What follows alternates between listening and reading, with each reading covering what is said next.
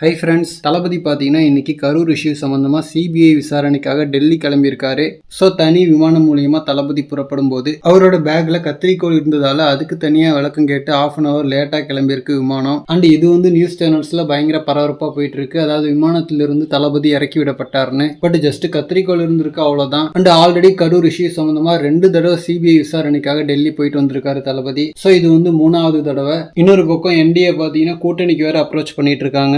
நேற்று பனையூர்ல வேற கூட்டணி குறித்து டிஸ்கஷன் போயிருக்கு. ஒரு தரப்பினர் பாத்தீங்கன்னா சிபிஐ விசாரணைக்கு பயந்து தளபதி என்டிஏவோட கூட்டணி வச்சிடக்கூடாது அப்படின்ற மாதிரி அட்வைஸ் பண்ணிட்டு இருக்காங்க. இன்னொரு தரப்பினர் பாத்தீங்கன்னா கூட்டணி வைக்கிறது தான் நல்லது, ஏன்னா டிவிக்கே தனியா நிற்கும் போது இந்த சட்டமன்ற தேர்தலில் கணிசமான ஓட்டுகள் கண்டிப்பா கிடைக்கும். பட் எத்தனை சீட்டு ஜெயிக்க முடியும், ஆட்சி மாற்றம் நடக்க வாய்ப்பு இல்லை. ஸோ ஏடிஎம்கேவும் டிவிகேவும் தனியா நின்னா ஈஸியா டிஎம்கே ஜெயிச்சிருவாங்க. அடுத்த 5 வருஷத்துக்கு தளபதிக்கு டிஎம்கே நிறைய இடையூறுகள் கொடுப்பாங்க. ஸோ அதனால கொள்கை எதிரியான பாஜக அதுல இருக்குன்னு பார்க்காம டிஎம்கேவை விரட்டி அடிக்கிறதுக்காகவாது கூட்டணி வைக்கணும். அண்ட் ஆல்சோ கூட்டணி வைக்கிற கட்சிகள் எல்லாமே ஒரே கொள்கையோட இருக்கணும்லாம் அவசியம் இல்லை. ஸோ டிஎம்கேவை விரட்டுறதுக்காக வைக்கலாம் கூட்டணி அப்படின்னு மாதிரி சொல்றாங்க. தென் கூட்டணி வைக்கிறதுல இருக்கிற இன்னொரு முக்கியமான பிரச்சனை, ஜெயிச்சிட்டா யாருக்கு முதலமைச்சர் பதவி அப்படின்றதும் தான். ஏன்னா தளபதி பாத்தீங்கன்னா டிவிகேவுக்கு கீழே தன்னை சிஎம்மா ஏத்துக்கிறவங்களோட தான் கூட்டணின்ற மாதிரி சொல்லியிருந்தாரு. தென் ஏடிஎம்கேல ஆபியஸா எடப்பாடி பழனிசாமி அவர்கள் தான் சிஎம், அதுக்கு கீழே போய் தான் டிவிகே கூட்டணி வைக்கணும்ன்ற மாதிரி அவங்க எதிர்பார்க்கறாங்க. ஸோ இந்த விஷயங்கள்லாம் சால்வ் ஆகி கூட்டணி வைப்பாங்களான்றதை பொறுத்து இருந்து தான் பார்க்கணும்.